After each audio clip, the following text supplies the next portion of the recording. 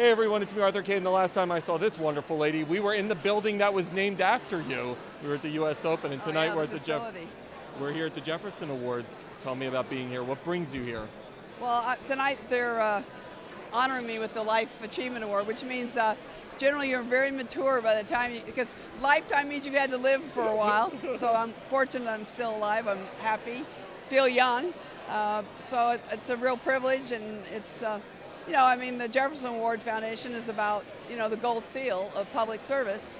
And so it's an honor to be recognized, and I hope tonight will be inspiring. And to the other honorees, it's amazing. It's amazing what they've done and what they continue to do in the communities throughout the country about, public service, giving back, making a difference, empowering others.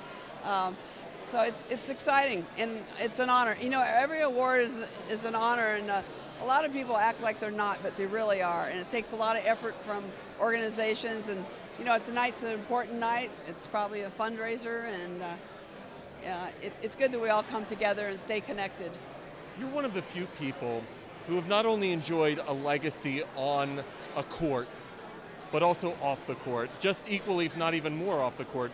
Which one, I don't know if that I would say you're more proud of, but which one, when you look back, defines your life more, the activism or the tennis career? Without any question, the activism, because when I was 12 years old, I had an epiphany, and I decided I will tell the story tonight probably out in the audience why at 12 years old I've been playing tennis 1 year.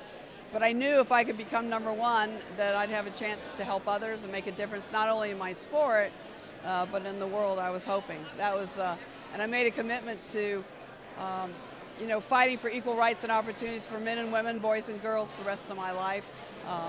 So it's really fighting for that equality for all. That's really was my goal for my whole life. And I was just fortunate that I was an athlete, a jock, that it allowed me to have that platform. And then when I played Bobby Riggs in 1973, that was about social change. It wasn't just about tennis. So I've been very fortunate to have had the opportunities through my sport, through this great sport of tennis, which is a lifetime sport, to be able to hopefully make a difference and continue to make a difference. I started the Billie Jean King Leadership Initiative a couple years ago. Very exciting. We're trying to change corporations, try to help workers in the corporations and to make them more inclusive, to get more women on boards, equal pay for equal work. I just don't want anyone to be discounted by their gender. I wouldn't want you to be discounted. I don't want anyone to be discounted.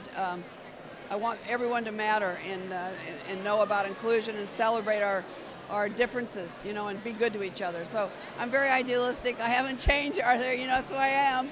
But I think it's important to still get that message out of respect and be good to each other and try to make a difference, not only in your own life, but your families, your extended family, and your communities. I was thinking about you today because knowing I was going to interview you, I was thinking about the Grammys and Lady Gaga this past weekend. That's great. What are your thoughts on that? Because what a statement to be able to make it in front of so many millions of people. Well, that's what I'm talking about. It's exposure. I mean, if you didn't have the Academy Awards, you wouldn't have had that opportunity. Lady Gaga, first of all, was it totally lights out at Super Bowl this year? Unbelievable. Excuse me.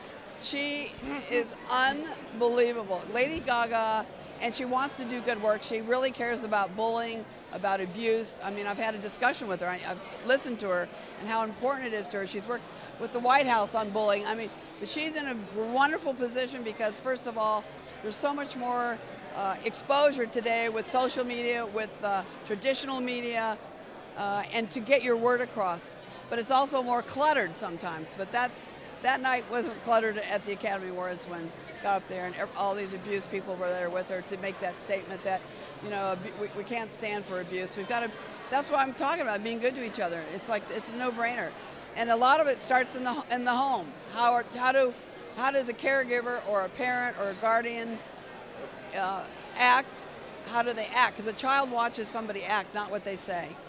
And my parents got along. They were good to each other. They were kind to each other. Not to say they didn't argue or have discussions or whatever, but bottom line, they loved each other and they're kind to each other. And my younger brother, Randy Moffat, who was a professional baseball player for 12 years, he and I saw that. And I think it's been so important to our whole lives because of the way our parents brought us up and the way they were with each other.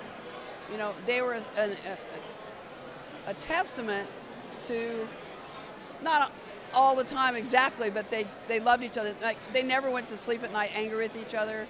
All those little things in life add up. And I think it's helped my younger brother and me to have a better life because of the way my parents were. And it wasn't about the money. It was about the way they respected each other.